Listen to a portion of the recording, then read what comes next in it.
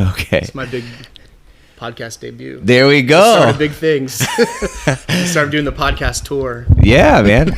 So I'm joined by John Rumsey. Good morning. Fellow blue belt and practitioner of Jiu-Jitsu. Yeah. And we're talking a little off, off recording, offset, whatever. And you actually told me something that I didn't know, which is you'd actually done Jiu-Jitsu previously. Yes. Before your commitment to it now. That's correct. So tell me how, go back in time. Give me your origin story here. Sure. So I was working out at LA Fitness in the morning, so I'm big into working out, as you know. And I'd always wanted to try martial art. How much do you weigh right now? 240. Okay, 240, just jacked. Just jacked. Like I said, I always like to make fun of him because if you have your shirt off, I'm like, hey, man, you're getting small or something. No, but just totally jacked, big muscular dude. How tall are you? 6'3"? 6'2"? Yeah. Okay. And I have body dysmorphia, for sure. Oh. Not clinically, but I don't think I'm big until I get in a picture with my wife or Caroline or somebody that's smaller, and I'm like, whoa, okay. Have you seen, I don't know, have you seen a picture of Jeremiah with the people he works out with? Yes. And he looks small compared to the... He's huge, right? And he's a huge dude. So it's all about... It's all relative. It's all about angling in the photo. Yeah. That's what's key. It's hard because you're in your own body. Yes. Right? And so I can't see myself. I have no perspective. And then when you're at the gym working out, you don't compare yourselves to the small guys. You compare yourselves, and in jiu-jitsu too, right? Largely, I'm comparing myself to people that are either at my level or significantly better. And so I think I always am terrible at jiu-jitsu. Chris is here. Welcome. Good morning, guys. Okay, are you on a fast right now? Yes. I am on a fast. So did we bust out the 5% or the 10%? Dude, I can't get into this because this is not appropriate for the podcast. But I was out last night drinking, so I need to drink water right now. I have water. I have water here okay, too. right. Anyway, you'll be interested to know because we just started.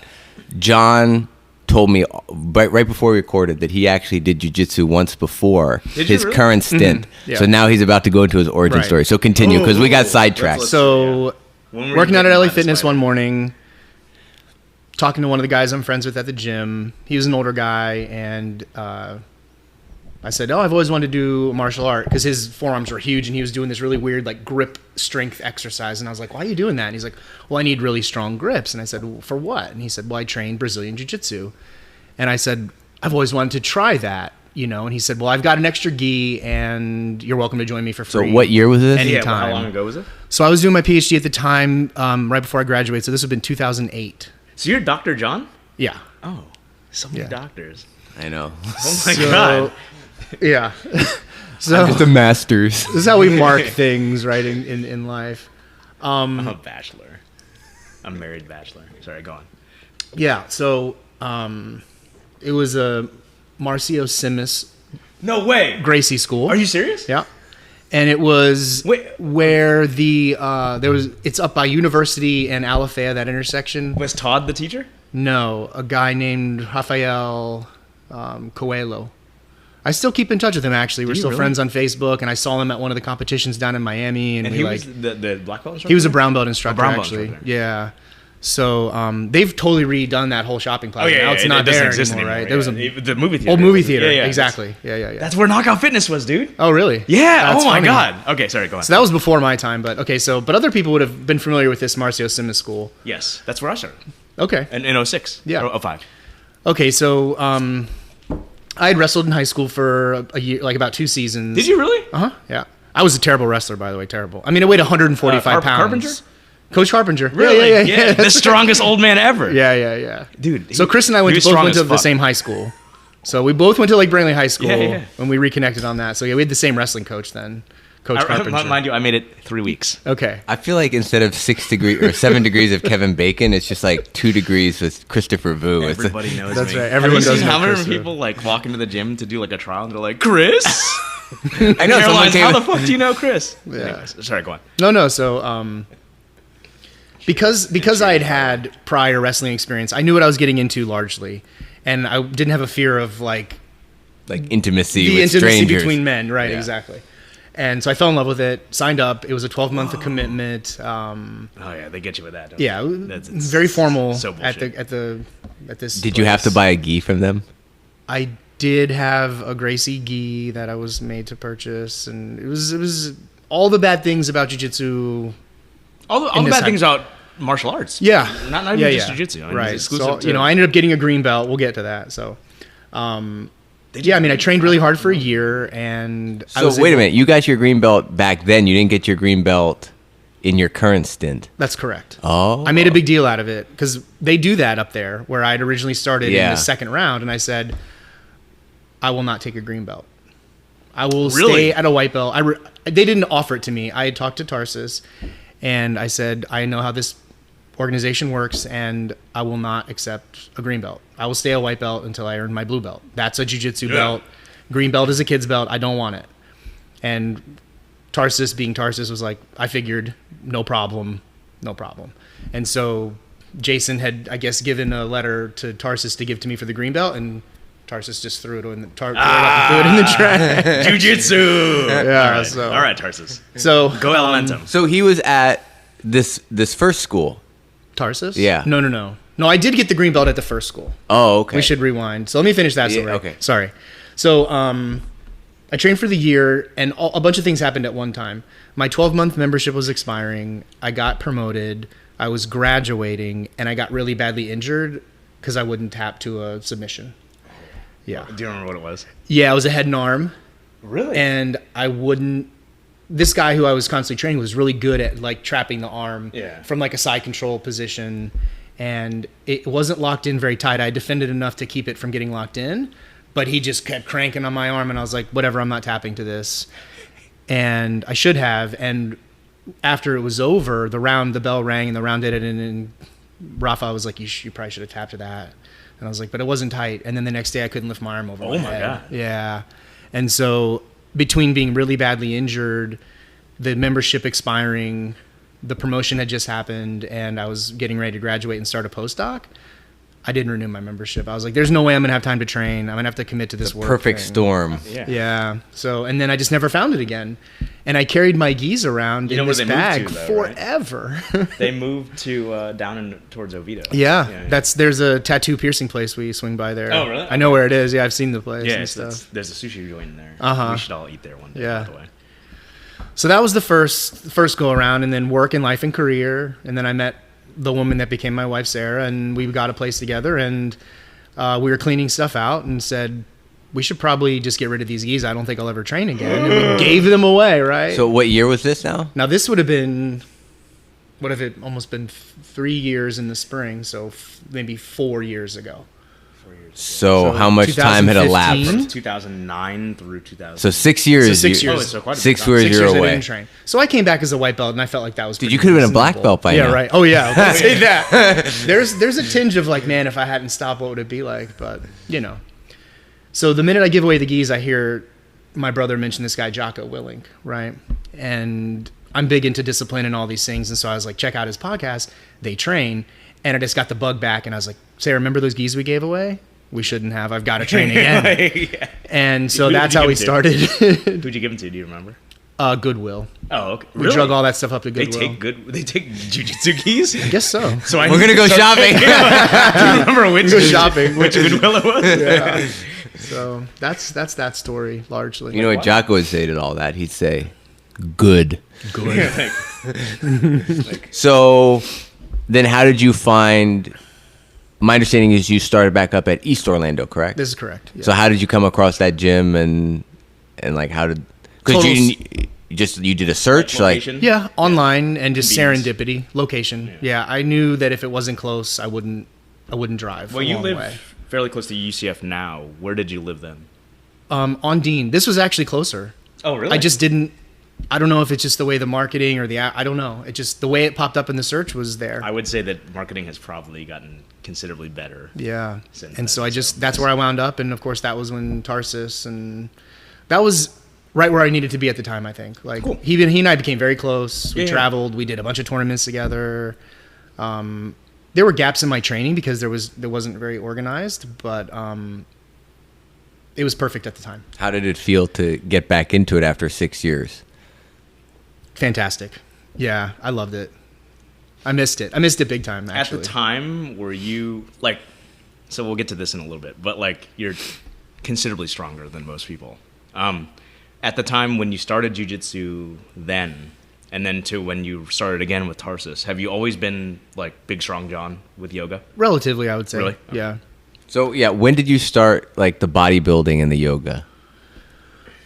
So, like, lifting weights had always been a thing since probably high school, on and off. Coach Altman, were you? I never took his class. You really? No, yeah. So what really changed my You would be probably workouts, excellent at it. I quit drinking and I squared away my diet. And so when they say you can't, like, out-train a bad diet, it's 100% accurate. And so you can't. I don't know, man. My diet's pretty bad, and I'm like... But you're not trying to get big. That's right? That's true. Yeah. True. I'm like, I just want to carry the groceries. Yeah, the weekend drinking warrior, right? Is like work out all week, go out on the weekends, and then it was just like I just wasn't making significant, meaningful gains. And then for various reasons, the drinking stopped, and I put on 20 pounds. I brought some beers. Sorry. It's rare now, and like periodic, I'll have a beer or two, or a glass of wine or two, or something. But like, it doesn't do for me what it used to do for me. Yeah, I used to really enjoy it. Like, until you have kids. I had fun. Don't characterize this. Sorry, go on. Yeah. So you really enjoyed your time training with Tarsus. I did. Did you? Yeah. So like Gracie Baja and Tarsus, who's a De La Hiva, or he's a Gordo black belt, right? Mm-hmm. Gordo, right? Have you, from your experience with Gracie Baja way back, to your experience training with Tarsus, and then we'll get to our part soon. How did you find the training to be different, instruction to be different? Like, did you notice any differences, or was it so long ago that you just can't think of it? Yeah, I've thought about that. So the memories of that are slightly vague. I mean, I think jiu-jitsu evolved a lot in that 6 or 7 year period. It was very, very close guard based, and I think there was a little De La Hiva and a little spider guard. But I mostly remember doing close guard stuff, scissor sweep to mount to choke, very, very basic stuff. You see what my game is. Right. Like that's what I remember it being like. Very, very like old school traditional fundamental jiu-jitsu in those days. Yeah.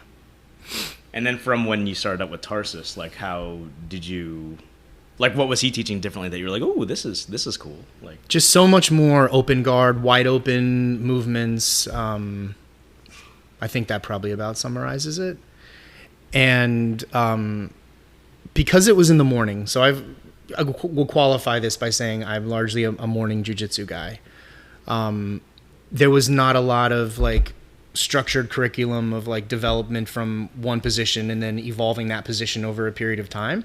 We did a lot more sort of whatever was interesting or whatever people wanted or an open class. Flavor of the morning. Yeah. I mean, and I was getting ready for a lot of tournaments in those days. And so we would focus a lot on like where I would have gaping holes. Sometimes it'd be like, that would be what the curriculum would work on that day, which was interesting and nice. But so you were essentially getting private instruction, sort of like, yeah, that's yeah, cool. I would say, and I did. I took privates. I paid for privates with Tarsus and stuff, and I felt like that was really beneficial too. But not until maybe middle blue belt, where I felt like there was no like gaping holes. There was like, I remember stepping onto the competition mat sometimes and being terrified because someone would have said to me like, well, if you get in this position, what are you going to do? And I was like, I have no idea any move from that position. Like I will do my best, but I don't know a move. And now I feel like I've seen most things and I feel like I at least know a jiu-jitsu movement to do from most positions. I might not execute it very well, but I'm at least aware of the jiu-jitsu moves from most positions, let's say. Yeah. Something like what that. got you into competing? Because you're definitely, even at this gym, I don't know what it was like at East Orlando, but there are very few people that compete regularly, and you're one of them. Mm-hmm. So what got you into that such an early part of your jiu-jitsu journey? Did you compete when you were with Gracie Baja? No. I went to one competition, and I did not compete. Okay. Yeah. So we had gone out to the Kissimmee Civic Center, and I went with the group. Everybody went. And I think we had Marcio Simmons shirts and stuff, and it was fun. I enjoyed it. Yeah. But I did not compete at that event. Yeah. Yeah, so when I came back, okay, so yeah, there's like a philosophy conversation here, right? So Let's do it. Yes, that's what we're good at. so That's why we started early. yeah, after I got my PhD and became extremely disciplined in my approach to things, I realized that if you set your mind to something, you could accomplish great things in small incremental steps forward. Like that was probably what I learned at the PhD. Was like, if you apply your will, you can do lots of things. And I forget the saying. It's something along the lines of, we overestimate what we can do in a short period of time. Oh, that's like John Danaher says, we overestimate what we can do in 5 months, and we drastically underestimate what we can do in 5 years. You got it. Oh, wow. Yeah, so there's some truism there that's that's awesome. Reef said a lot of different, but absolutely. So when I came back, I said my commitment to myself was that I will stick this through to the black belt, unless barring physical injury that I can't train anymore. That's the goal. You will make it. And I saw competition as a way to sharpen my game towards achieving that goal, keeping it interesting. And it was really hard, and it made me really nervous, and I wanted to attack that. And so I competed as much as I could because I was like, still nervous. Dude, you're terrified. Go again. Chase that. Face your fear, basically. And when you go to these tournaments, given like your size, how many people are in your brackets typically? Yeah, so I've settled in on IBJJF competitions largely because I think they are the most well attended for my bracket. And so I'm a Master 3 now, and previously I was a Master 2. So Master 2 is 36 to 40, Master 3 is 41 to 45. And then my weight division is, either super heavy or ultra heavy. And when I did some not IBJJF tournaments, there'd be one other guy. Now there's never been fewer than 4, and the most I think I've seen is like 8 to 10 guys. Okay, so you're going to get like 2 to 3 matches. Yeah, if you win the gold, you beat 3 people. That's awesome. Yeah, that's great. So, yeah. And how many have you done? I think we got pushing 10 competitions total You've done now. 10 IBJJF competitions? No, 10 total, 6 or now 7 IBJJF tournaments, I would say. So you have like the card and all that? I do have a membership Nice. card. What's the farthest you traveled to do a tournament? New York. You went to New York? Yeah, I wore my New York protein shirt today that's for you awesome. guys. Okay. Yeah. Rock on. Yeah, so I went with Tarsus and Laborio's nephew, and His name is probably Hidalgo. no, It's just one of those. and then some of Tarsus's buddies from Tampa. Okay. And we all took different flights, so we got an Airbnb up there together in Brooklyn in the Bronx, and then walked to the SUNY University and competed there and stuff. So how much Portuguese do you actually speak? Very minimal now. I was practicing really hard. Really? Yeah, I really How many wanted to acai become bowl- fluent in acai it. bowls did you eat? Quite a few. Yeah.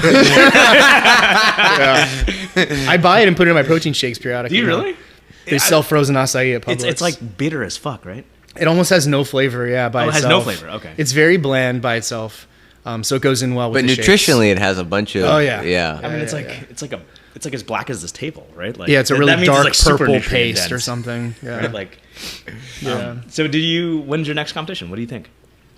I don't know. I was looking at so the ones I've traveled to the most are Atlanta and Miami, and there'll be 2 or 3 of those every year at each location. So you could between the 1 or 2 Orlando events and the approximately 3 Miami and 3 Atlanta, you could compete in this local area about 8 times a year IBJJF if you wanted to. Damn, there are that many. Yeah, there'll be a spring, a summer, and a fall. So there's going to be one in Orlando, one in Miami, one in Tampa for Florida. I don't know if there's a Tampa event. What about Jacksonville? Do they have one in I Jacksonville? haven't seen one in know. Jax. The only Even though it's like Florida's- the most populous city in What? Jacksonville? No, it's. There's no way. There's No. just coffee. There's ports and coffee I factories. want to look that up because I do think Jacksonville is like pretty. Orlando's got to be more. for jiu-jitsu. Oh, jiu-jitsu? No, I'm talking about I'm talking about just strict population. Yeah. It's got to be like Miami, Orlando, Tampa. Tampa, and like that's Maybe it. Jacksonville. Jacksonville, I think, is a relatively small city. Or like Tallahassee, right? Maybe. But so Counting students if you go to Tallahassee now. did you've competed considerably less here at ATT Orlando than you did at ATT East Orlando, right? Yeah. So just life, I think, a little bit. Sure. Yeah, you've been through a lot in the past. I did. Oh. But okay, so I pulled up something on my phone that has Jacksonville #1 at 900,000, but they're drawing a really small metropolitan area.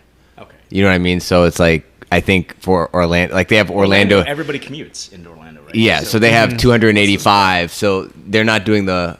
Yeah, it's like what Tokyo. It's like if you do a really dense thing of Tokyo, yeah, they're millions. But if you do like the Tokyo Narita area, then it's like multi-million. So like everybody goes into Orlando. Nobody actually lives in Orlando. So maybe I'm right, but maybe I'm right. I don't know. Like you factor in like Claremont and Altamont, and, you know, like All the suburbs. Yeah, like all the springs yeah, around. Exactly. You know, all the springs in the parks that are around.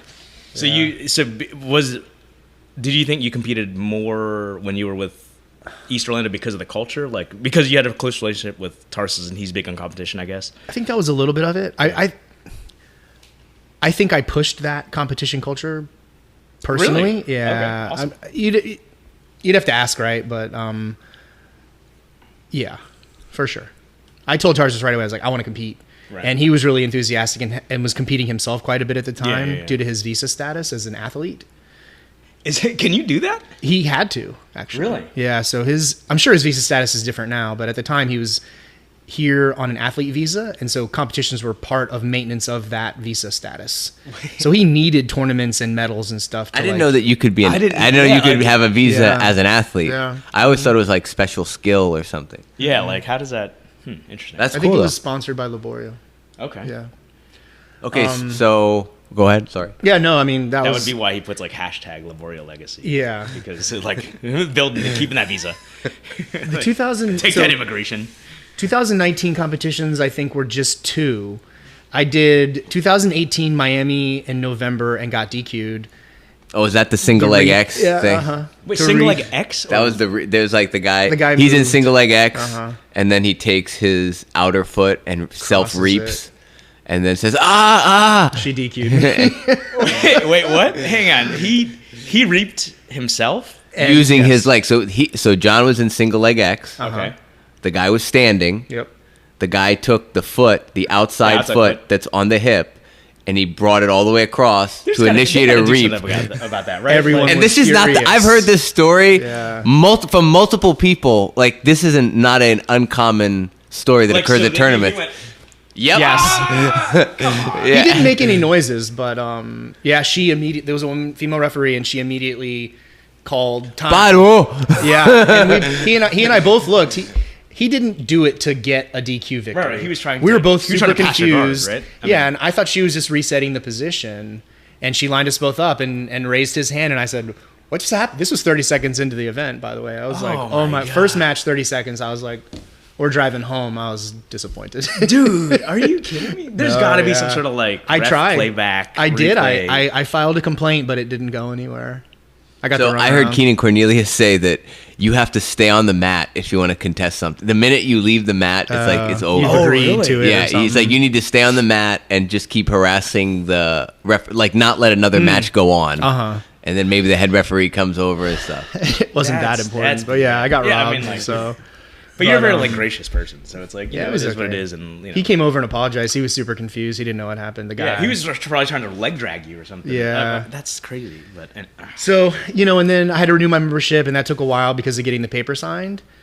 So the paper has to be signed by a black belt who is of a certified school. Oh yeah, because you had been training prior, like before, it was only black belts that were required to carry a card. Now everybody does. So I had to get it signed by Lebo, and that just took a few months. And then the next thing that was reasonable was summer in Orlando, and I got first place there. And you were with us at this point. I was, yeah. So that was when I got first place in Orlando. We'll take full credit for that. Yeah. Tribe pride. Yeah, that you guys helped my game a lot, and I was training with JB a lot then, and that was right when he moved, and then Jeremiah stepped up, and I've been super blessed, like surrounded by it.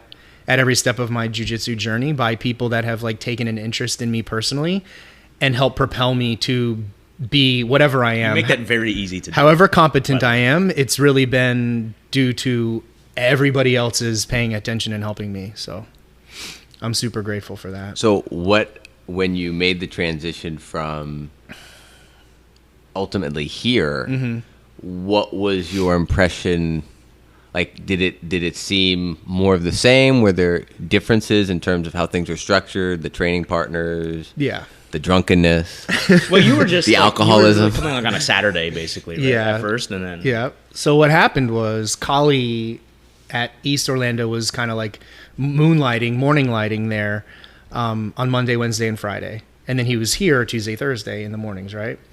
And he said, John, you should come with me to my home school and train with us on a Saturday. And so that's how I started coming here on Saturdays. And at the that's time, how I met you, because you would be, this guy comes in, this big Jack guy comes in on Saturday and trains, you know, and he's like a 4-stripe white belt, or something, you know, and I was like, how do you feel about? I call you Yoga John. Yeah. I started calling him that. No, you didn't. Yeah. Everyone was like, "Who was John? Yoga John." Well, because all you like, what's funny is, even though you're jacked, it's a lot of your social media at the time, at least, was yoga centric. Yeah. You know. Yeah. So it's like, dude, this guy's like doing like he's doing like. I wouldn't even like I call You're like doing like a Turkish getup with your wife. Yeah. That's right. That's right. Damn, bro. I was yoga famous on Instagram for about 5 minutes. Were you really? Yeah, I hosted a bunch of yoga tournaments and won some yoga tournaments. Wait. What's a yoga tournament? I'm sorry, not a tournament. Yoga challenge. Oh, okay. Sorry, not Hang a. on. I didn't know there was competition yoga at all. So Yeah, it wasn't competitive, I guess, but like you would post pictures, and then at the end of the challenge, so people would host the challenge and say, for this week or this month, we're going to do these poses. And then you would take the picture every day with the right hashtags, and then they would select winners at the end. And so I won some gift cards and some yoga gear and all kinds of stuff. Yeah. Did you get any Lululemon yoga pants? No. I won a bunch of Aloe yoga stuff. And it's a brand, ALOE. Oh, okay. I gave it all to my wife. Give you plants. I got a gift card and I gave it all to Sarah. That's awesome. Yeah. So I mean, that's in your Instagram handle. Yoga, yeah. Yeah. I was thinking about changing that. We haven't done a lot of yoga recently. I've really just all in on you do jiu-jitsu. yoga all the time here. We do. Yeah, we do. I mean, but it's not like it's not like it used to with be. isometric strength. Exactly. So you were coming on Saturdays. Right.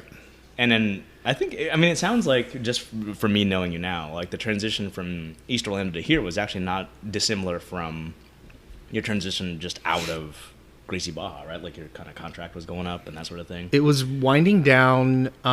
So a few things were, again, all kind of happening at the same time. My commitment there was winding down.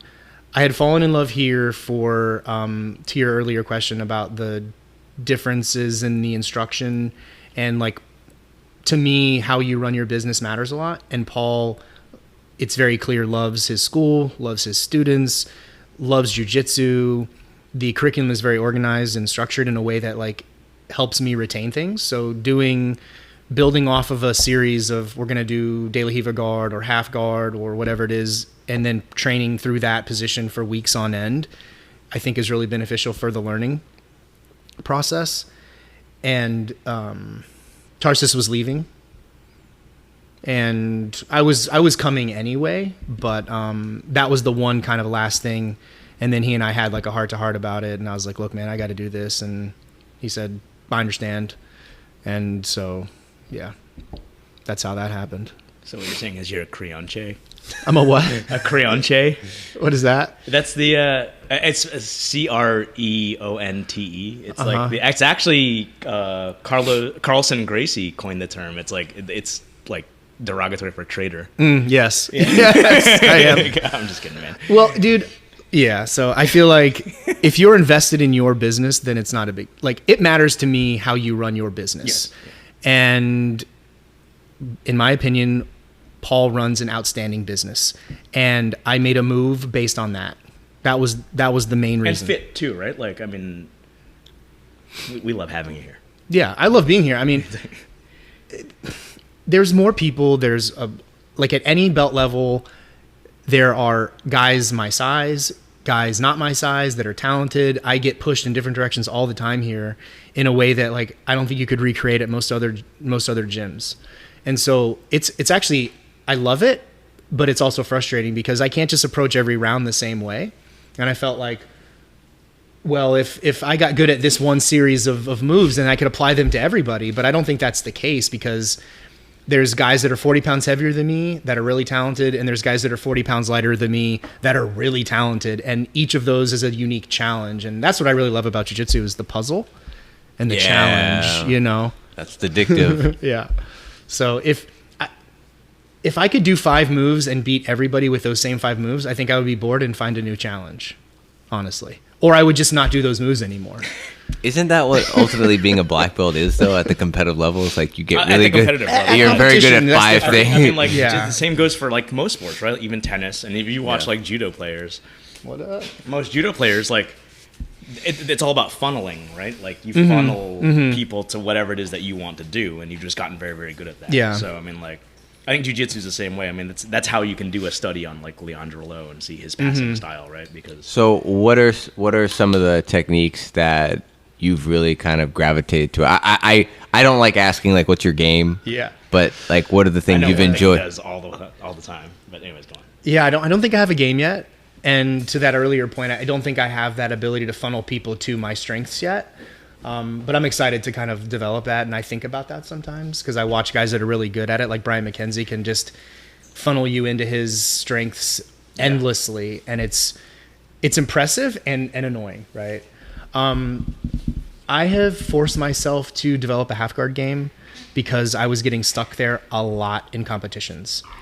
And that was one of my weak spots at first. And I lost a tournament because of that, and I got lucky and just power rolled this guy and won a round because of it.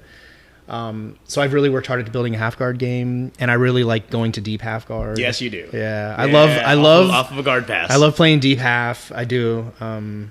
Even Paul called you out like the other day. He's like it's a good big man position, and he's like Mackenzie's good at this. He's like, and Yoga John's getting better at it. You know, nice, so. Yeah. We all like cling out for those. Oh yeah. When you get a shout out for doing something well, like when he's demoing a technique and he said so and so does it well, cool. You're like, yeah, you get the little gold star. Yeah. So yours is he hasn't said that about me. I think he said the frame, right? Like framing off of like side control. I don't think he said anything. Mine was Z guard. Z guard. Mine was Z guard, or my left frame. Oh yeah. And yours is deep half, Nice. or what was it? What was it? Yeah, it was deep half. Was it deep half? Yeah. Like you pass guard, and like you immediately, you shoot for the far leg that's not up against your hip, and you can just immediately roll into deep half, and it's super annoying. I'll So I'm like, 3 points. I'm like, oh nope. Yeah. But so we love you at the gym, by the way, and now Thank you. so now you're Dr. Yoga John. That's your new. What did you get? What do you have a PhD? Oh in? gosh, the degree is called Biomedical Sciences. So, I spent a lot of time figuring out how you could take neurons and muscle tissue out of animals and recreate the functional units on a cover slip. So, Are you gonna Well above our pay grade. Chimeras? Is that what the goal is here? At the time, it was with rodents, and now we do it with induced pluripotent stem cells. So we took what foundationally was an animal platform and turned it into a human-based platform.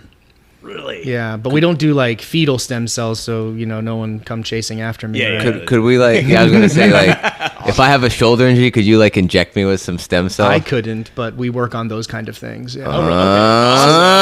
Okay, so now we gotta. Yeah. Okay. Yeah, we collaborate with a lot of clinicians now, so we're into drug discovery and those types of things, regenerative medicine, and that's the broader field. Is how can you make these things regenerate effectively? So how? Just out of curiosity, in the realm of technology and like commercial use for this, how far along are we in terms of like legitimate medical application? I mean, I think you can already get stem cells injected into your knees and stuff like that. Right. And I've heard people say this changed my life, and I've heard other people say nothing, didn't work at all for me. So, and then the more like specifically focused approaches, it's still pretty far away, I would say. Is it because like say. just from not my own personal experience, but somebody who a friend of a friend, sounds terrible to say, but like they were sold on some sort of like stem cell therapy by like a homeopathic medicine, like clinician, if you can even call him that. Yeah. I mean, and homeopathy, I think we can all agree is not real, right? Like that's like diluting things. I to mean, get my the essence. mom does some homeopathic stuff, so I've been exposed to that to some degree. I mean, like it's So I mean, I'll take water, right? Like you're diluting something to the point. So the it's big like thing a for me, one I don't know if million. it's. I would think it was. What was it? It was arnica tablets. A what? Arnica tablet. Do you know arnica? I don't know. Okay, arnica is a cream that you can put on your skin Kombucha. that will Not yet. hasn't fermented. That takes away bruising. Okay. So for me it definitely worked. It's like if I got a bruise, like if I put it on one half of where I got hit, like So we that need one to- half. We need to control. I'll blacken one eye. Yeah. And blacken the other eye. Yeah, no, absolutely. All right, let's do this. But I will say, so then you can also take arnica tablets, and that's like because it's like 30x and 100x and that kind of stuff. Okay. And that. Yeah, I don't yeah, know. okay. But and it's a cream that's diluted to that much? No, the cream, I don't. That's the thing. It's like I've used the cream more, but you can also take the tablets, and that to me, maybe I'm wrong, but I thought once you have the like 30x and 100x, I feel like you're talking about homeopathic medicine at that point. I mean, so like let's just put 30X it. is like to the nth degree. Like I'm not gonna debate the merits. I'm just gonna say like I've been exposed to it, yeah. So like, I guess my question to you is, in terms of stem cell research and stuff, like, and for commercial use, is it because is it like USDA approved and that sort of thing, where you can, like, as just some sort of homeopathic doctor, can just administer it, like you just buy this stuff nowadays, or like. Yeah, you'd have to have a license, I think, to inject somebody with stem cells, but do? I'm not Okay. an expert on those things. Really? Okay. Yeah. I just feel like we have this holy trinity between Mike, Javon, and I John know, here. so there's- We've got the medical things covered. I know we got like the far end, like stem cell research, which is like deep. My knee is all fucked up. And we got Jovan, who's like trauma unit, and we got Mike, who's like, how are we gonna rehab you? Exactly. Like this is awesome. Like, and I'm gonna blow my nose. Excuse me. Keeping it real. So I don't know what he's talking. He's rambling. What are you doing over there? He's on the other side now. He's running and he's got his gi pants. So, going back to your transition into our gym here, what was it like when you started training more than just every Saturday? Like how frequently? What's your training schedule right now? Okay, yeah. So I've always trained either place, right? 4 to 6 days a week, I would say. Okay. Right now, I'm getting 4 to 5. 4 is my minimum. 5 is roughly my maximum.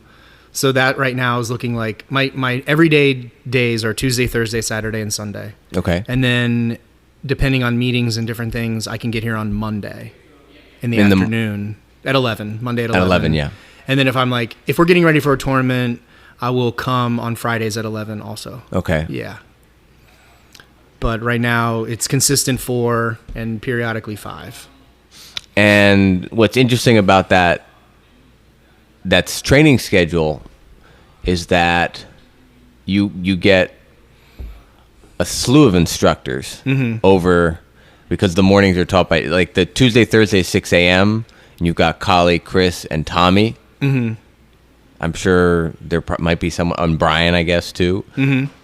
And then on the weekend you have Paul typically. Yes.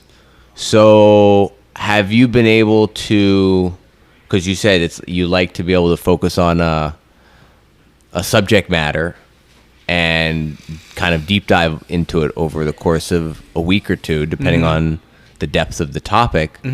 Have you been able to maintain that across multiple professors, multiple coaches, week in and week out?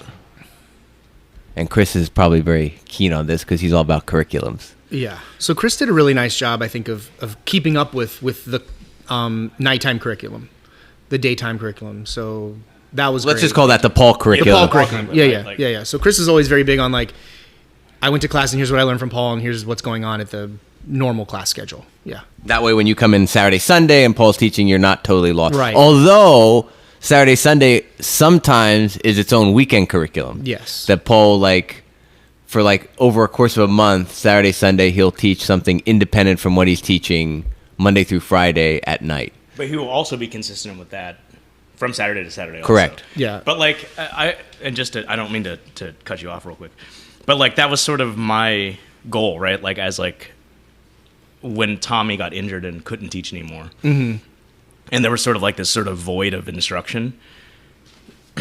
Like it was, and Spaghetti probably did a pretty good job of this because he would occasionally come to like a nighttime class and like take notes. Yes. And I think he would like bring it to the morning class. He did. He took his responsibility seriously when he was teaching. And as he should, right? Yeah. And that was one of my things is, you know, I did it for selfish reasons just because I wanted more mat time. But also, like, the first couple of morning classes I took with y'all, I was like, I mean, it sounds like shitty to me to say, but I was like, what the fuck is going on here? You know, I was like, what is happening here? You know, like, I understand, like, there's a certain novelty to, oh, I saw this on YouTube, and let's work on it. But like how you get better at something is by deep diving into it and really like, you know, exploring all the possibilities and the variations and that sort of thing. And you can't expect students to get better taking a buffet method of like learning, saying like, oh, I'm gonna learn a little bit right here, a little bit right here, and just see what works for me at that moment, versus like really learning why things work the way they do and why it would work in your game. I also think if you made the argument that, okay, that person's just going to learn everything at once and develop those skills little by little.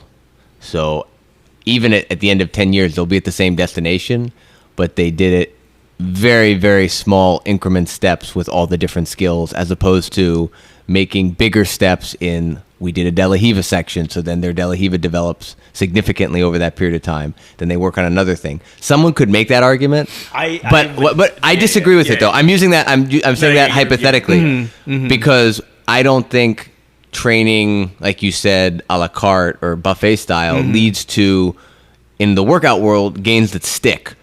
Like it's like you won't make make gains that actually stick around. It's like you start to get a little momentum on this YouTube thing, and then you're onto something else, and you regress back to where you were. So nothing ever gets started, and you end up being stagnant. And what you probably get good at is the but the stuff you do when rolling. I mean, so like I would look at it because what do you weightlift for? What protocol do you use for weightlifting? Do you use like a bodybuilding protocol, like powerlifting? Not to break it up into different like protocols, but I mean, like, because I see you do front squats, which is a very Olympic weightlifting thing. You also do back squats. You also do deadlifts. I don't see you do like cleans necessarily. No, I don't do cleans. I try to keep those fundamental like strength lifts in there. So squat, bench, deadlift, and then some accessory exercises. My lifting. So I did do the bodybuilding program. Like single joint movements mainly and that sort of thing. Well, I would always do some complex joint movements. I mean, I think bodybuilding is much more than what it maybe was thought of to be in the 80s or something like that. Yeah. But preacher girl bench. Like arm blaster. Yeah, so but largely now I focus on complex joint exercises, whole body type of movements, and then I'm lifting 3 to 4 days a week. Right. And so like, and you have, and I'm relating this back to what you were talking about. Like, I've always felt as though, and not to disparage CrossFit by any means, but like they do like everything, right? Versus like somebody who focuses more on a certain protocol and achieving certain gains, tracking them and that sort of thing, right? Like that's how you get better at something. And that's something that Dorian Yates actually said, was he's like, I do like 5 different things and I just try to get better at those 5 because I feel as they do a lot of like benefit for me, versus like doing 20 different things all the time. How do you know if the next time you do a certain thing, like let's say buffet style, I'm working half guard for an hour a day, like, and you don't even touch it again until 3 weeks from now. Like you've lost so much and you'd have to basically retrain yourself. So that's why I'm like anti-buffet method. Yeah. And I think that's why, to go back to your morning thing, like I wanted to bring that to the morning class. And I think you appreciate that, thank you. Yes. So it's very important. I mean, and when you think about like theories of learning and memory, this is well documented, right? Like right. we know how people learn, and they don't learn as effectively just picking and choosing random things. I mean, you'll get better doing jiu-jitsu that way because, I mean, just training jiu-jitsu, you're going to get better, right? But you're not going to get as good as fast, and you're not going to develop that fine skill set required to maybe execute this at a competition level or at a high level or at a higher level against a higher level guy, right? So like I can do, I don't know, the berimbolo, but I'm not good at it because I don't practice it anymore. And guys that are working on that right now are super sharp and super clean at it or killing me with it, right? And so that's the difference. Like I can, and I'm like, I think I would say I'm like moderately kinesthetic in terms of my learning. And so I can pick stuff up relatively quickly. And there's probably guys who are super kinesthetic learners and they can see it once or twice and now they're really, really good at it. But that's not me. I need to rep a technique over and over again to really like ingrain it into my like muscle memory bank, let's say. I mean, I think there's something to be said for being able to recreate the movement in a drill after seeing it. Mm-hmm. It's another thing to have it actually be a response to that situation when you're live. Like, I think just being able to see it and be like, oh, I get what they're doing and I can do it. Like, I can copy the movement, but does it actually come out of me in as the right response to the situation? That actually, you have to drill that. You have to. You have to. Yeah. Like, for that sure. doesn't come, like, all that saves is being good there. It just saves you the point of, like, what is that movement? Like, not being that clumsy person that's like, yeah. As you said, like, go left and they go right. Oh, yeah. Oh, God. Zig and they zag. And you're like, ah! Yeah, so, Noah and I had a little brief discussion yesterday about, and I often forget, like, just I need to put myself in beginner's mindset, right? And I've been doing something, whether it's martial arts or athletically, since the age of 11. And, like, for people who haven't done that for a consistent period of time, like, I forget, like, or it came to light the other day that people barely even know, like, the percipiation is, like, your own body awareness of, That's the right like, word. left and right. And yeah. It's very frustrating to sit there and, all right, now, keep your feet where they are and turn left. And then they don't do that. They move both feet and they turn right. And I'm like, God damn it. It's just like, it's... Yeah. Well, I mean, I was told about the term athletic genius when I was a kid. Not at me, but I'm just saying I was exposed to that term, and I do think I think that's an appropriate term for people to have very good body awareness. Mm-hmm. And I think that people that have done sports or some sort of physical activity before doing jiu-jitsu or it's like almost learning a language. It's like if you've started to exercise your muscles, the athletic muscles. Mm-hmm. A lot of that stuff, like an athletic base, that's common across all sports. Yeah. So they can at least relate to that and probably are more quick to assume the correct positions if they've had prior experience in any athletic endeavor, as opposed to someone that hasn't. So I take my hat off to anyone that picks up a sport for the first time, especially if it's, let's say, jiu-jitsu later on in life, because you haven't trained your body you haven't connected the brain, the wiring from your brain to your muscles, and your movement is not as finely honed as people that have done athletic things before. Yep. So it's probably, So it's like, do a front roll, and they're like, huh? Yeah. That kind of thing. To take it back to the bodybuilding thing for just a second, that like front end gains that every new workout people see, that's actually the majority of what those gains are, is actually just like an improvement of the mind muscle connection. And then that grinding phase when people mostly quit is when they're actually finally starting to really work out. Right. And I think it's the same idea as what you're getting at. So do you feel as though, like, just from weightlifting or for even jiu-jitsu standpoint, like a big part of it is the gains are learning the skill of doing it?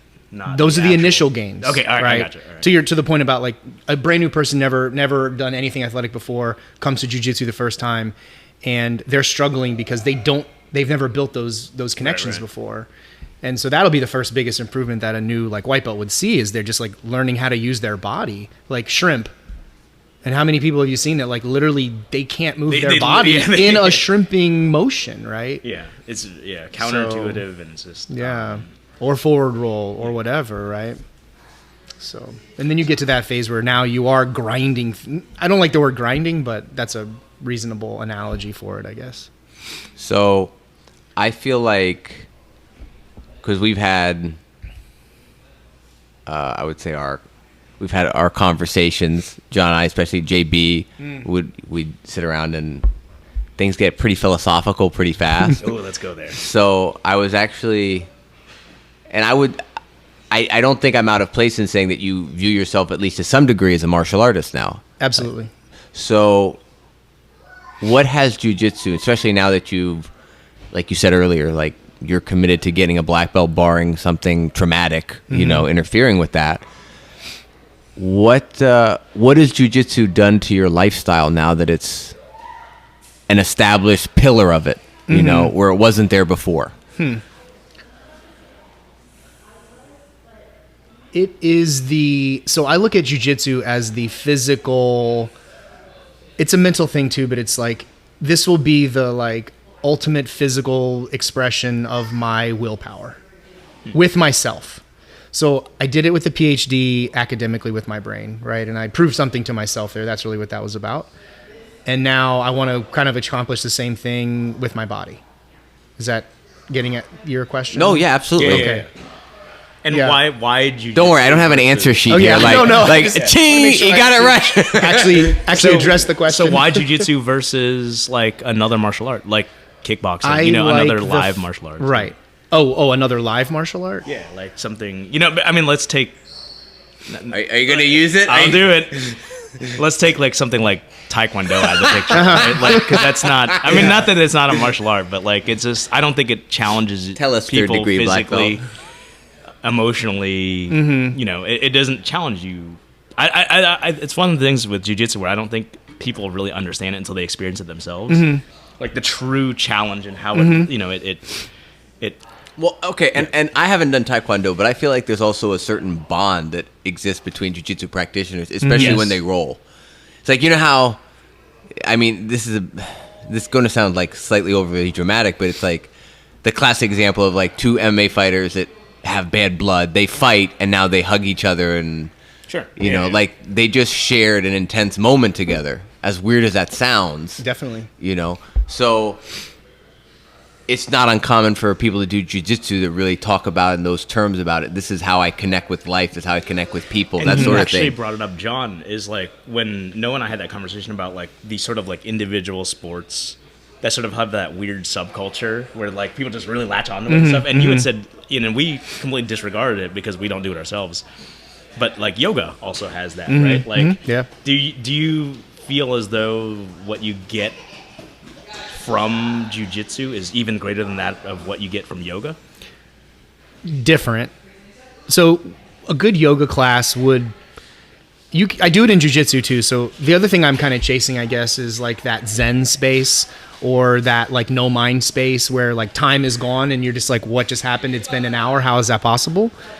I found that harder and harder to find that space as an adult. Where when I was younger, I felt like it was really easy to go there with like a video game, for example, and I could just like lose time playing video games. I can't anymore. Or like lose time watching a movie, really, really hard. Or a show, really, really hard. Books, yoga, and jiu-jitsu. Like those are my like, whatever the word is for it, no mind, Zen space. That mind space. And I really love going there because my mind is very busy. And so to turn that off is fantastic. Yeah. So, given that, how do you need to sort of reconcile with the order that's imposed by jiu-jitsu tradition? Stuff like belt systems. I love it. Okay, you like it? Yeah. Okay, so you guys, I was like, I don't think I fully addressed the question. So there was a comparison being made to like yoga versus jiu-jitsu. So part of the reason, not that I bailed on my personal yoga practice, but we walked away from our my wife and I, our acrobatic yoga practice, was I was tired of the fact that there was no order, no discipline, nothing. It was just like a bunch of people would go to the park and do whatever. And it was fun, but there was no like metric by which anybody was getting better. And people that had no idea what they were doing would come over and try to offer you all kinds of counsel and advice. Okay, we're going to go somewhere in a minute. I'm very discipline oriented in my personal life. It's very evident that you and I love that. And I mean, I think you guys have probably heard me like, if you're instructing today, I will do my best to refer to you as yes, sir. No, sir. Yes, sir. Like, we're going to do this. Yes, sir. Being a nice person too. It's like, partly that, but I take the discipline of martial arts very seriously personally. It doesn't matter to me that like we don't or that people don't, but like for me, it matters. And it's an element of like respecting the professor on the mat. Even if I'm not like best friends with the person, I respect that position. God, Val would love this guy. Oh, yeah. So moving forward, John, you shall forever refer to me. No, I'm just kidding. Like, it's hard because like Paul and I are building like a friendship, I would say, over time. And there's moments where I feel like I'm talking to Paul, my friend. And there's moments where I feel like I'm talking to Professor. Well, and I have to like, that's exactly right. Yeah. I see there's a distinction there for me. And so I try to take it seriously. That's an interesting thing, right? Because, like, I don't know how much of that podcast did you listen to that I sent you a link to with Thornton and Howder? About half it. I kind of gave up. So, but like the first 5 minutes of it, I think sums up what we're talking about here really, really well. Is like Howder gave Matt Thornton his black belt, and like, but they've always sort of like seen each other as peers because. Howder's a Dirty Dozen, one of the original American black belts, which I think has a considerably different take on jiu-jitsu and the belt system and whatnot nowadays than like the hardcore Brazilian style, right? And like he's like, I had literally just been doing it longer, and that's why. So like I appreciate that, and this is I can't speak. I'm putting words in their mouths, but like the notion that I got from it was that like. We're both in it together. We're both learning together. I've just been doing it a little bit longer, right? And I think that's a very Western view of things, and I think that's awesome. Me too. I think that's true, actually, by the way. Yeah, right? Like, it's just, we're in it together. We're both learning together. I mean, the same dynamic exists between Lachlan and Craig Jones. Yeah, exactly. And I think that's a one that Paul's really good at here is he doesn't like to dictate, to try to tell people what to do. And he doesn't like that little bit of hero worship that's often involved with traditional martial arts. But anyways, I didn't mean to sideline that. But so you do like the hierarchical end of things? I do. Yeah. You do. You like lining up in order and then slowly watching yourself move right to left and forward. I guess. It's not about. I mean, it's cool. Yeah, like, don't get me wrong, it's cool. No, yeah. I mean, but it's. I'm not trying to like exert my dominance over other people. No, you're not. You're not like saying get back there, white this belt. Is a self like thing. Right, yeah. And I like. So there'll be times when everyone will try to like within the blue belt line up by how many stripes they have, and I feel uncomfortable sometimes if somebody who had one less stripe got the better of me today and then lines up behind me. I'm like, no, dude, we should switch spots today. You earned to be over here today. So you're a meritocracy guy. But at the same time, you're trying to like reconcile that with like stripes. Well, I think it is a meritocracy, do you guys know Jordan Peterson? I'm familiar. He calls it a competence hierarchy. Okay. We don't have a dominance hierarchy. We have a competence hierarchy. The person who knows the most and who is the most proficient should be at the front or something.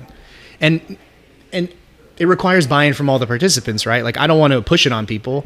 I don't really care where everybody else lines up, but I want to line up in the position that reflects my competence at this sport.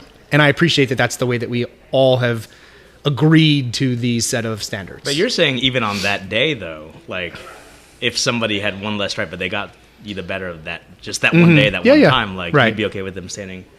I mean, that's like a super definitely. Micro level of competence. It doesn't matter to me if they still want to line up on the other spot, but I noticed that, and I'm like, not today. I should be we should switch today. So, and that's awesome. Like every time I go into a roll with John now, it's going to be like, this is for who gets to stay on the left. Yes. This is for the left. It occurs to me, there's days where I'm like, Noah definitely got the better than me. I should not be where I am. And I think we have the same stripes now, but...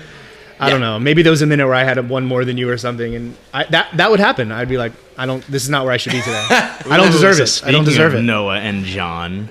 Let's get there. Are you going to stir the pot? This is the one major skill I've learned from Paul.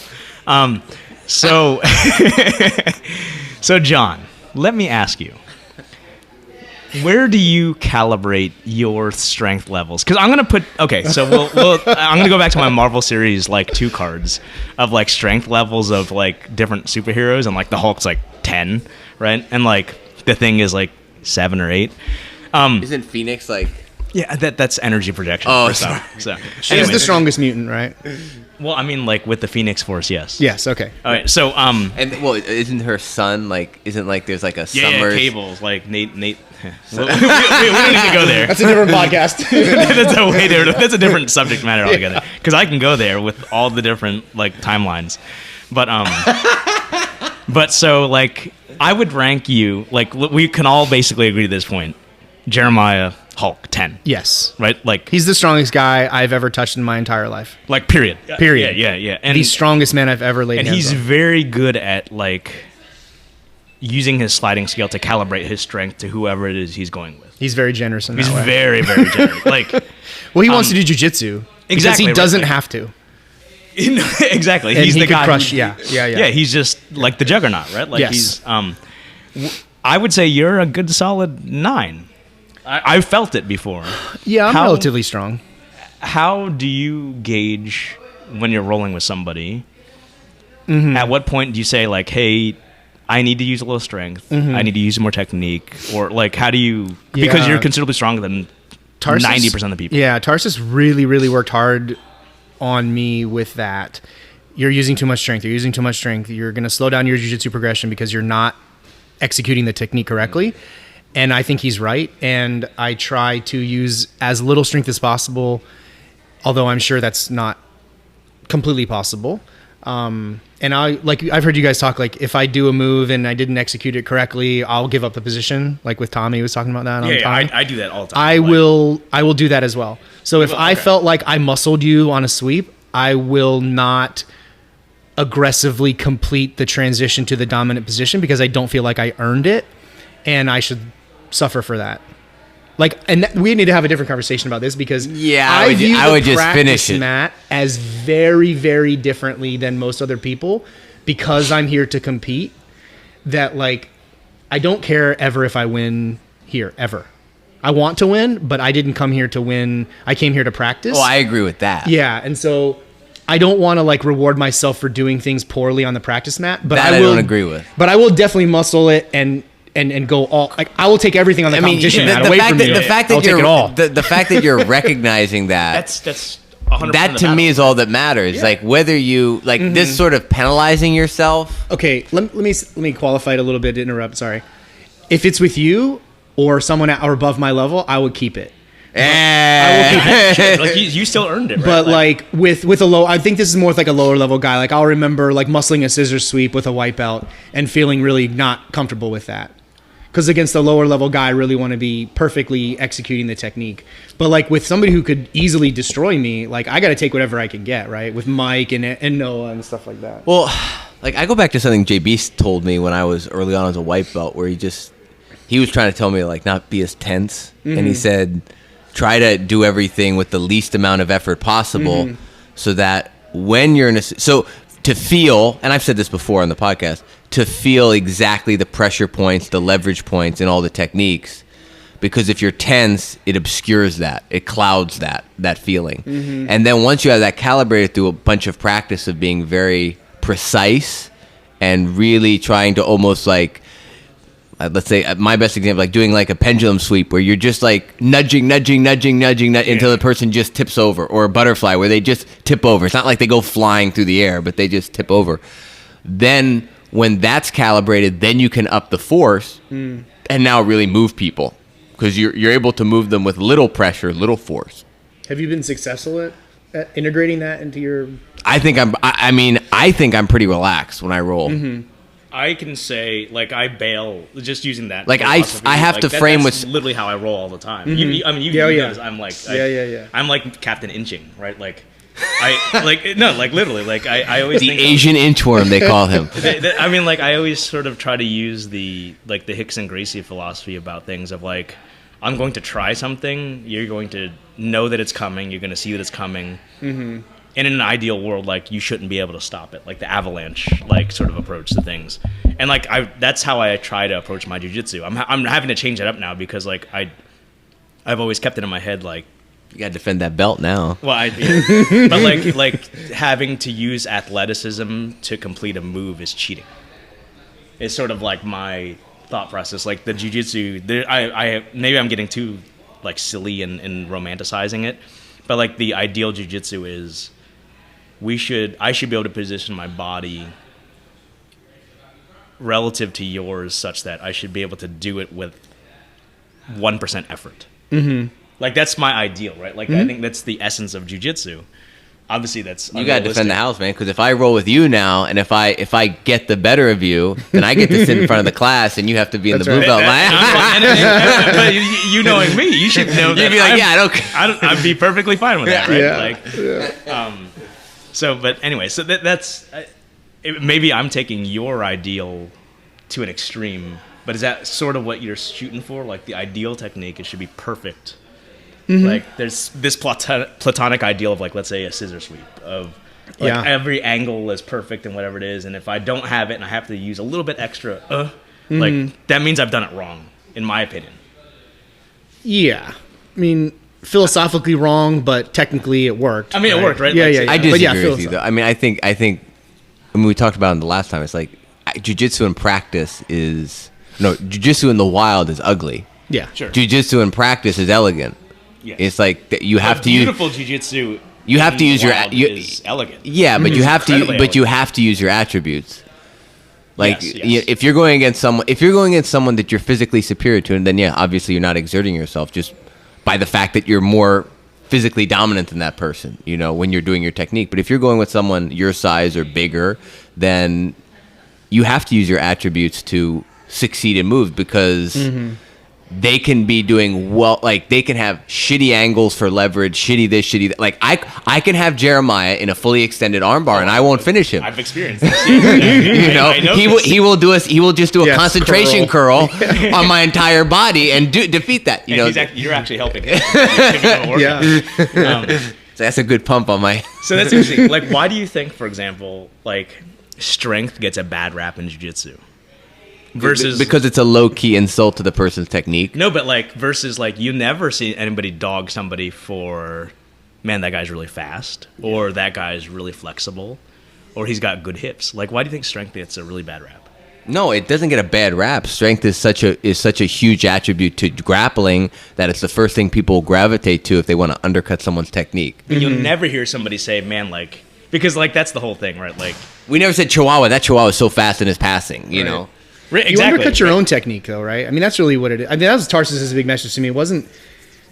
I don't think he cared necessarily if like I strength swept him. He thought it was bad because I'm not developing my technique. And you can cover technique with strength, but I don't think you can cover technique with speed necessarily, or these other, like you can't out flexy a scissor sweep, right? But you can muscle a scissor sweep. That's okay. I think that's the difference. And I don't agree. I like strength, and I don't think it should get a bad rap. And I liked what Paul said that one time was like, get stronger. Get stronger. Like, and I was like, you're the guy complaining about it, then maybe you should be the one getting stronger, right? Yeah, exactly. And I agree. Yeah. But it's funny how, like, it tends to get that bad rap. But definitely. Nobody ever says like that. Yeah, you're too quick. Oh, he's too fast. Yeah, right? Like, agreed. Yeah. People somehow associate like flexibility and quickness with like better technique, but they'll never ever associate strength with better technique, which I think is it's unfair. Yeah. Practice. Use your technique. Yeah. So we're competing. You want to win. Yeah. Then it's all out, right? So how much do you track? Because actually, I think Paul posted it first. You posted it second, and then which led me to. I'm going to install a tracking app. Yeah, so like I found this jiu-jitsu tracking app, and, and I'm Captain Instinct. I don't even track my own like weightlifting workouts. I should, and I know it will give me a gauge and whatnot of where I need to be, and that sort of thing. So I installed the 3 different weightlifting or 3 different fitness apps because like maybe I should metrics. Like maybe I would have been. It would have taken me 15 years to get a black belt, and it would have taken me 10. Nah. But like, so what do you track in terms of like your weightlifting, your jiu-jitsu? Yeah. How do you gauge things? Do you Your look nutrition. back on it? Your nutrition? So- what do you keep journals on? Yeah. So training, yes. Lifting, yes. Nutrition, no. I've never marked my nutrition. I have no idea how many calories I eat in a day. A lot. How do you track, or how do you journalize your jiu-jitsu? I have a notebook at home. You do? Yeah. Okay. And then I type it up. I like type documents. Yeah. And how often do you refer back to? Almost never. Yeah. But is I'm there not one of something those to like the- I don't tend to look back on the. What are you training writing journals. though? Yeah, Are you exactly. writing like What we did for the techniques? day, Are you how writing many rolls I feelings? got? Are you writing like you said roles? Like what do you? Yeah. No. What technique's being taught, and that's really about it. like a key I don't takeaway say. from it or something? Yeah, that's it. I mean, how I feel, maybe. I don't keep written record of like how poorly I trained or how well I trained or anything like that. Oh, like how do you even track like subjectively like how you felt that day or anything? Yeah, I'll write Okay. that down. All Like right. if I'm feeling good or not and stuff. I should do more of it, like body weight track, and we'll get motivated and take like little tape measurements and stuff like that. But I don't do that regularly. Yeah. What is your protocol for increasing weight on the bar at the gym? Like if you have a target number of reps you've gotten it, do you increase by 5 pounds the next time or something? Or That sounds right. doesn't matter. Yeah. I don't take that like super seriously either. I'm not like a gym rat with a notebook of like I did 6 reps at this weight and then 2 sets at With that X amount of weight. rest between. Yeah, I don't have a timer for rest or anything like that. Like I've done that before and found it to be tedious and something I just didn't keep up with, basically. Okay. Yeah. Okay, so this is a question we've never asked someone before, Uh-oh. but you are. It's kind of a. It's a kind of a narcissistic question, and I'm borderline narcissistic. So, you are one of the people that actually listens to this podcast. You're one of the 2 or 3 people. Yeah, I like the that podcast. listens to the podcast. I do, yeah. So, Are you all caught up? No, Oh, I'm a you're couple not. behind. It ebbs and flows right now, but I think I haven't listened to the last 2. We appreciate that, by the way. yeah. So, what were your initial thoughts? Like, how did you hear about it, and what were your initial thoughts when listening to it? Honestly, and I heard about it because we trained together, and I saw you guys over here with your mics and stuff. And beer. Yeah. Yeah, well, I mostly just wanted to support you guys. So these are guys are my friends, That's so I awesome. want to hear the Thank you. podcast. And I mean, I think that's cool, but I don't think that's enough to like. I mean, because you're taking time out of your day. Yeah, like we Yeah. Listen to appreciate stuff. it. Like, that's guns and butter, right? Like Yeah. you Yeah. could be projecting that time I for think something else. it's getting way better, right? So I mean, it's like the first couple episodes. I think we're like, hey, 2 guys with a mic, right? And Two guys with a laptop, actually. I know the audio quality took a jump, and I feel terrible because it's the first. The first episode is by far the most listened to because I think people just start with the first one. Sure, yeah. But I almost want to go back and like change it, like just We to can let you know. re-record That, yeah, Scripted. yeah, Wait, just- New episode come on, 1. Come on, it's mine. yeah. Hello, Javon. How are you today? Right. So definitely the audio quality, but but yeah, I don't want to tarnish. So keep going. Yeah, no, I mean, my other thought initially was like, because I know everybody that's coming on the podcast, this is really cool for me. But if you didn't know the people, it might not be as interesting because at first, especially, there were no like introductions of like who anybody was or anything like that. Like, we're have you guys terrible even about that. introduced yourselves? No, formally? like he Not knows, really. man. Like, Know who about is it. Chris Vu? Who is Noah John? Yeah. Right. So I think it's hard to get to know the people. Like, that's what I think people are going to connect to is like, man, I feel like I know Noah because I listen. Like when I listened to Jocko's podcast, I felt like I kind of knew the guy. When I met him at the Origin Camp, I was like, I kind of know your story Right. a little bit, you know? And so I think like those things could be like, and it's more now than it was before, but like who you guys are as people shining through is, I think, going to really like be an anchor for the podcast. Awesome, thank you. Yeah. So what do you? Because you're very clearly a student, and you will have your black belt for sure. Like you're to me the quintessential student, right? Like you're a perfect student when it comes to jiu-jitsu or most things apparently now. Thank you. But like, what other jiu-jitsu media do you consume? Right. Yeah, so the other thing I do pretty consistently, work gets in the way sometimes, right? Yeah. And I have a wife, and I like spending time with my wife, so it doesn't always go exactly as I would plan if I were still a bachelor, but I wouldn't swap out my wife nor my wife or my child. You know, but I do whatever now because I have access to a lot of BJJ Fanatics videos that I purchased. I will find videos that coincide with the curriculum that Paul is teaching and study that way at home. So if we're doing, spider guard, for example, I will watch spider guard technique. For a while, I was watching just whatever technique, and it didn't matter. Like, I really like this. And then Paul would be teaching something else, and that mismatch was really difficult because I would come in my head going like, okay, I'm going to do, this spider sweep today, and then we're doing half guard. And so no one's standing up, right? And I'm not good enough yet to like funnel somebody to spider. I would go home and be like, Sarah, I was going to do this spider guard sweep today, but I couldn't make anybody stand up. So I couldn't do it. So now I just watch videos that complement what Paul's teaching. Cool. Or if I'm suffering. So like I've been watching a lot of mount escape video lately because I couldn't get out of mount. And I've been noticing this problem of like I would turn my back too much and give up the S mount on the elbow escape. And I fixed that problem, I think, at least, just by, like, I'll study on a deficiency. Because deficiencies haunt me. I'll think about a mistake, like, all day. Well, yeah. So I don't need to write those things down because I will think about it for a while. Yeah. Jiu-Jitsu practitioner through and through. Yeah, exactly. Like laying in bed. It's bad. It's bad. No, yeah. When I hug my wife, I'll sometimes be like, I got double unders. Yeah, yes.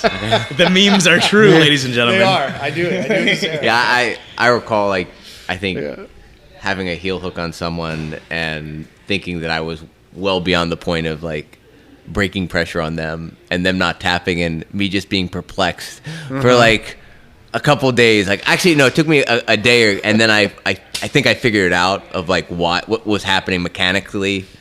But, yeah, I've definitely obsessed over... I do that more in rolls now. Like, I'll be practicing, like, we're doing deep half a little bit now, and I did something, and then the expected outcome did not happen. And for the next, like, 3 or 4 seconds, usually I'm pretty good about being in the moment. The person's in side control on me, and I'm just kind of, like, framing, but I'm, like, looking off into the distance thinking, what the fuck happened? Like, could I stop him and bring him back? But most people don't even... it's hard to find people to be like, can you just retrace your steps? It's like, that many people are mindful about. I've done that to people before. Maybe they're super mindful, right? Because if you're truly living in the moment, that you're not remembering. I don't know. Like, is there? We talk about the Zen state and stuff, but like, we kind of talked about this the other day. And you were like, what? That Sunday before either Thanksgiving or Christmas or New Year's, I forgot what it was, but we were all training early, and I talked about like, I want to try an edible or I want to try a THC before I roll because like. And you were like, what the fuck? Guys work out like that. Right. Oh, I know. And maybe from my understanding, it's supposed to make you more mindful and just living in the moment and relying solely on your instincts versus me like overthinking things and just sort of like, and I think that's why I tend to hold a lot is because in my head, I'm already playing out the chess match. If I do this, they do this. If they do this, then I'll do that and that sort of thing. Isn't that the exact opposite of being mindful and just purely living in the moment? And like, where's the balance in terms of like learning, right? I think what happens, for at least speaking from my perspective, it's training. Unless I'm in a mood to just roll, training is a little awkward.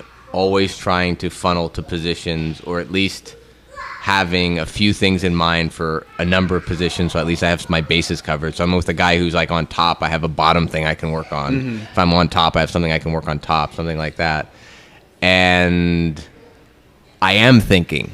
And then the ideal is that over time, then that becomes implicit, instinctual. And I know, or not I don't know, I'm not in your head, but I suspect you do very much the same thing. Like you train with purpose each roll. Yes. Yeah, like I can tell. Like, I will come in some days and have nothing. And like if I've had a stressful week at work or a bad thing or whatever at work, and I hate those days. Like usually if somebody says, hey, what are you working on right now? I always want to have an answer for that. And occasionally I won't. And then that's going to be a bad day. And I'll get crushed some days because my mind is just, I haven't had a chance to like reframe my mental focus to jiu-jitsu like I would want to. Yeah. What else do you do for stress relief? For what? Stress relief. That's it. So jits, yoga, reading books, time with my wife. Nice. Time with my wife. I've picked up a little nerddom in there. Yeah. I picked up a little comic book knowledge there. Yeah, I used to read comic books when I was a kid. Yes. Not so much anymore. But I've kept up with the Marvel movies and Have stuff. you? Okay. And, It's a good venue. Yeah. Or those movies I still enjoy. Yeah.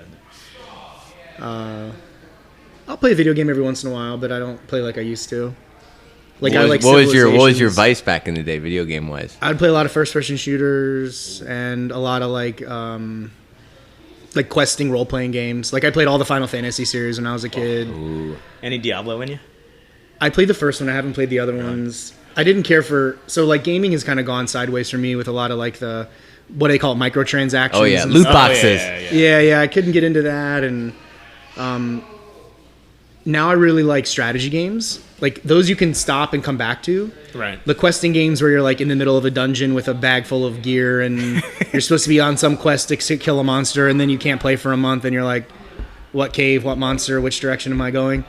Whereas like if I'm playing Civ, it doesn't matter, right? Yeah. Like once Now, you know the mechanics. did you you're ever good. play World of Warcraft?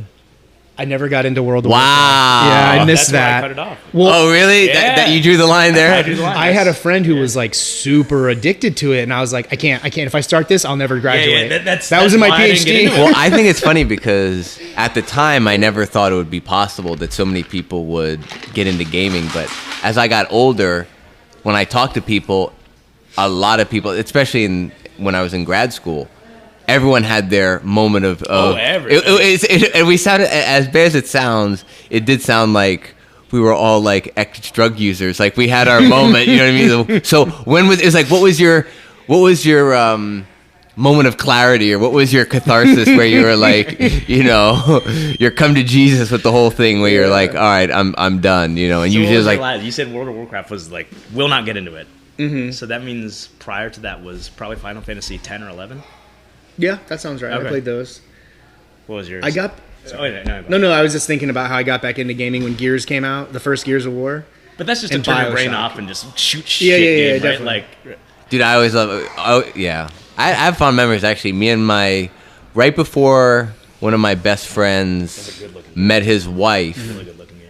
he or maybe when he was, but he was in Melbourne, and I was actually crashing at his place while I was finding a job after my world travels and stuff. But in that period, we played through, because they had come out a while ago, so there are like, you could buy them for like $5 or $10. We played through the first 3 Gears Oh my god. in co-op, and that was a really fun time. Like I got that like that gong that they play whenever you clear an area, just like imprinted in my head. you know, gong. And you're like, oh, okay, we're good. All right, let's go grab another like drink. Like, Yeah. So that was That's that. funny. No, yours was after that. Like, when was your like got to tone down the gaming? So I would say, you know, it's funny. It just happened kind of gradually over time. Like I wouldn't call them relapses, but I can't. I mean, they are relapses, I guess. But it's what I liked. I really enjoyed like World of Warcraft, and I played that for a lot of time. Not as much as a lot of my friends did, but I got away from grindy games, even though they do addict. You know, like I can get addicted to them. I like shorter narrative games that are almost like movies, you know, or a book where I can have an experience and it ends and I can move on and try something else. So I've always played primarily on the PC, and there are a lot of great independent titles like The correct. so like Braid. Console. Yeah, so like I don't know if you're familiar with any of these, but like Braid, Limbo, these are games that I'd recommend to anybody.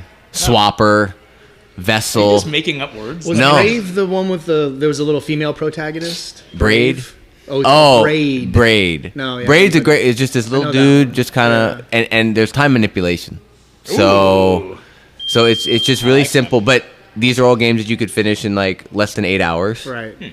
And or another one was a classic that I played, but would a good demonstrate would be Full Throttle, the old LucasArts adventure game. Oh, really? Like that's like With late the motor, 90s, right? But they did a remastered okay. version recently, so you can actually see it with. They've redrawn the whole thing, so it looks nice. But those are the kind of things that are fun. John, I noticed. So like I entered about 5 minutes late into the conversation. If that, not even. Not even okay. But like I think oftentimes people associate jiu-jitsu with MMA. Mm-hmm. Right? Like I haven't heard you mention Muay Thai, MMA, anything one time. So I'd love to do some Muay Thai, but because of the competition angle of my jiu-jitsu, it didn't make sense. It's starting to make more sense. Time is the issue for me with Muay Thai. I like MMA, but I don't like follow it like people. So you do. didn't start jiu-jitsu because of like. No. I think most people who join a gym originally have the intention of like, I want to do UFC. Yeah, no. And then they gravitate towards, and they try everything. They're like, fuck this, I don't like getting punched in the face. Mm-hmm. And they're like, jiu-jitsu's fun. And they sort of stick with that. Like that's sort of probably 90% of the people I am familiar with. But So- like, I haven't heard you mention that one time. So Yeah. so you didn't join with the intention of doing MMA and then just gravitating towards jiu-jitsu at all. No, it was cool. It was the guy at the gym with the idea Yeah, of yeah. like trying a martial art, Yeah. and then this just makes sense to me. Right. And I just love it. So, if I recall correctly, I was speaking to you once, and it basically came out, if you could do jiu-jitsu full time and not have your job, you would do it. Is that in fact true? I love research. I love science. Mm-hmm. So, but yeah, if I could train every day and multiple times a day, and my body would do it, yeah. Could you see yourself transitioning into like an instructor role and making I that would love your to profession? teach. Yeah. I want to teach one day for sure. I love teaching. Yeah. I was a college professor for 10 years. Were you really? Yeah.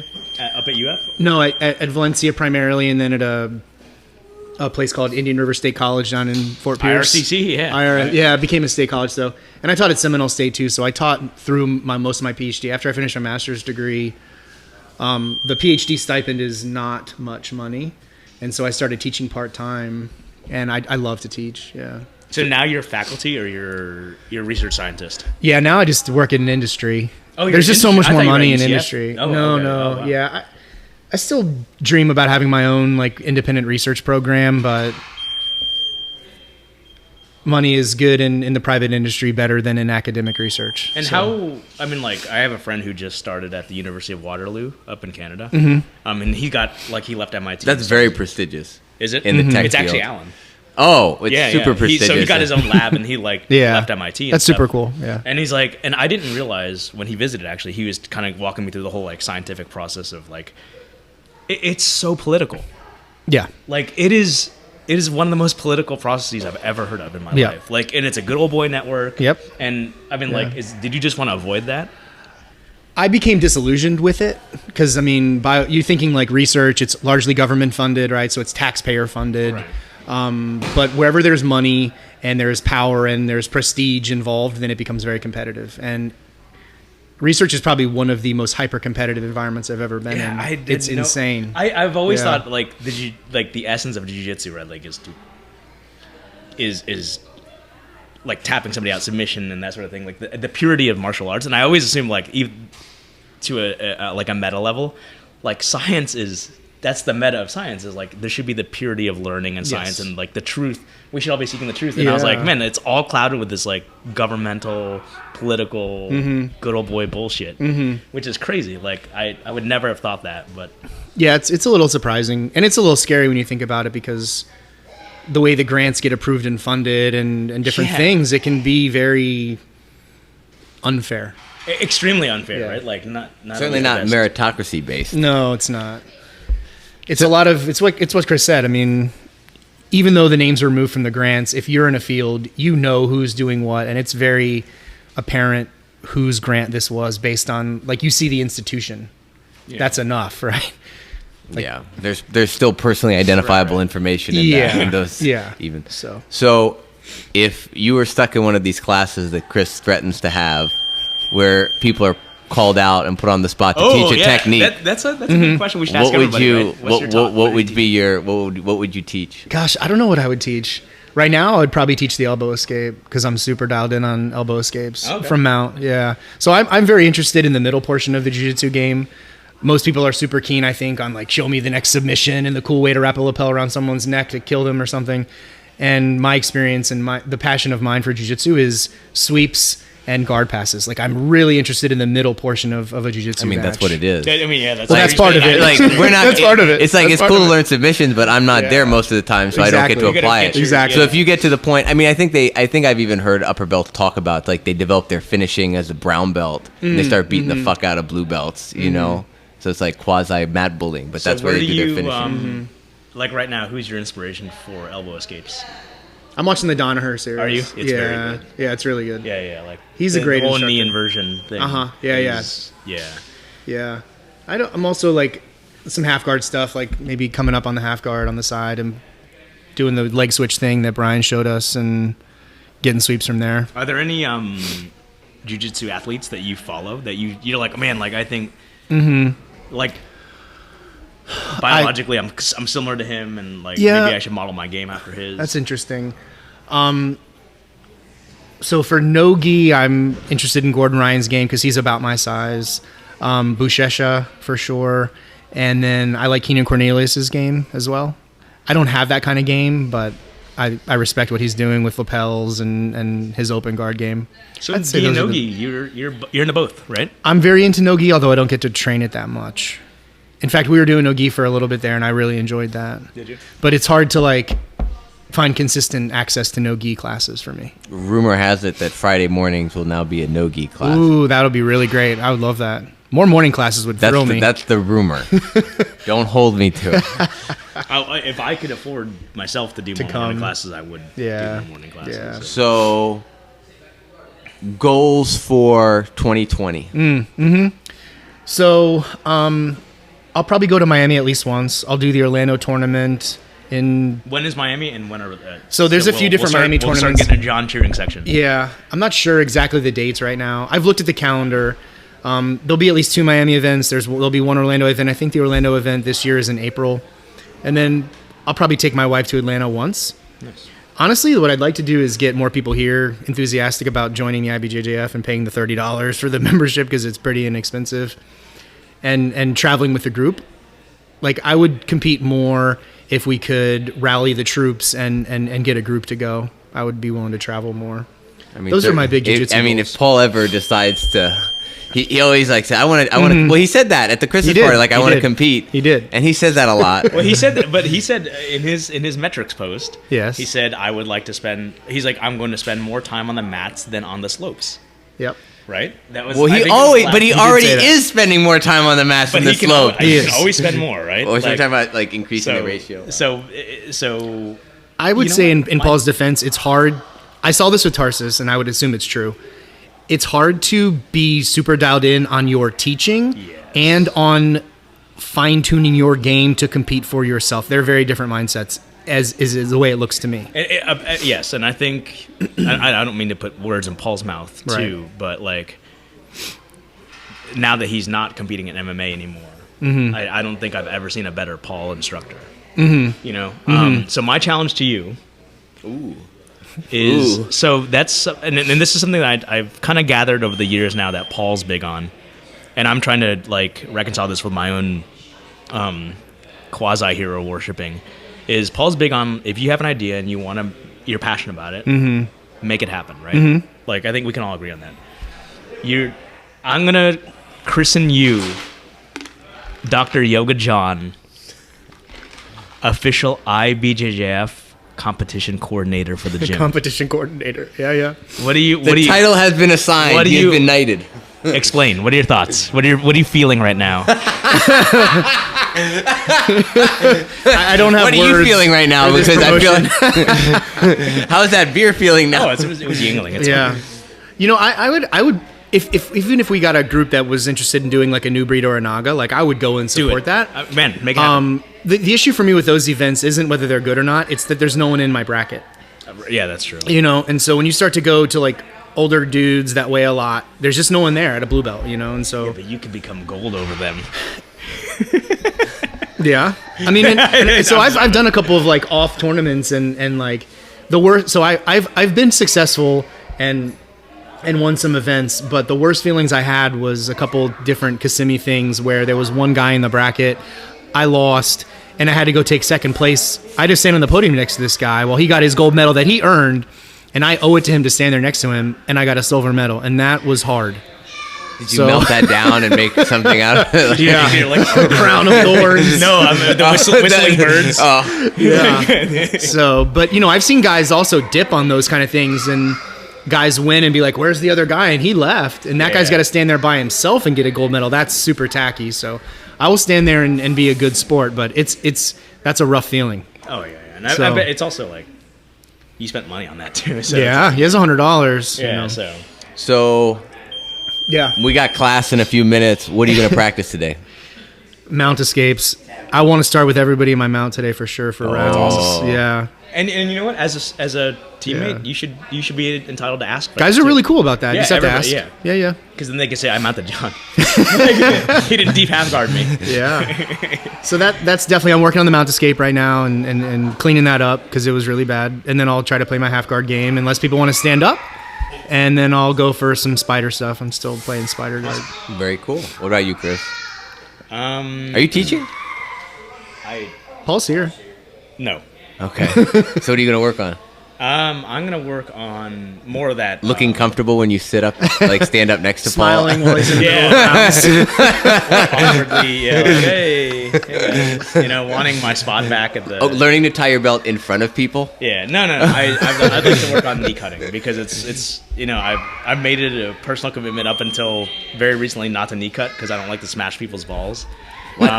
Good morning. I don't knee cut people. Oh, I don't. It's just one. It's something I. Happy New Year, Jamie! Welcome back, Jamie Cardenas.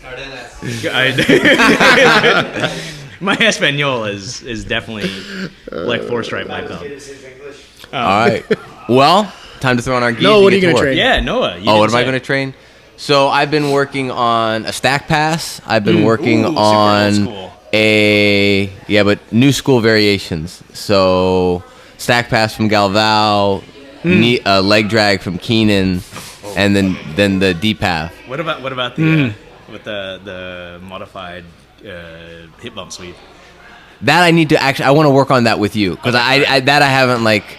2 is enough of auxiliary techniques that I'll throw in there, so I have like positions that I can work. But here's the thing I've noticed, which is actually like mind blowing now. Like it's like I'm starting to open up like into the matrix. Kind of is seeing how doing one thing opens up something else. Like it's never. I mean, I get that concept, Right. but I've never felt it. It's the mindset of a purple belt. But now I felt fuck you. but I felt like, for example, going for the stack pass. Yeah. Now I get an over under pass for free, and That's cool. I do that especially with like leg locks now. Like I don't intentionally go for leg locks, but I see openings for leg locks when I'm doing other things instead of having to. Like I don't want to be the guy. Like right now, I don't want to be a guy like on bottom. Like frantically ripping at someone's thigh to pull their leg out and attack their leg because it's miserable, and especially with guys that are bigger. I just don't want that. I know Lachlan did it, but Lachlan's Lachlan, and he there's a tech. But the point is I'm starting to see kind of like what guys like JB is seeing, which is take what they give you, and I'm actually able to see option B, and I know the technique. That's so it's like a miracle, It's like Jiu-Jitsu. It's getting fun. Exactly, yeah. So that's the kind of stuff that, as we talk about, motivates me to get back on the mats and That's stuff cool. because it's fun. So, yeah, man. Rock on. All right, thank you. Thanks, guys. Thank you, Dr. Yoga John. Thanks for having me. Head director of Head director of the competition squad at There you Travel. go. All right.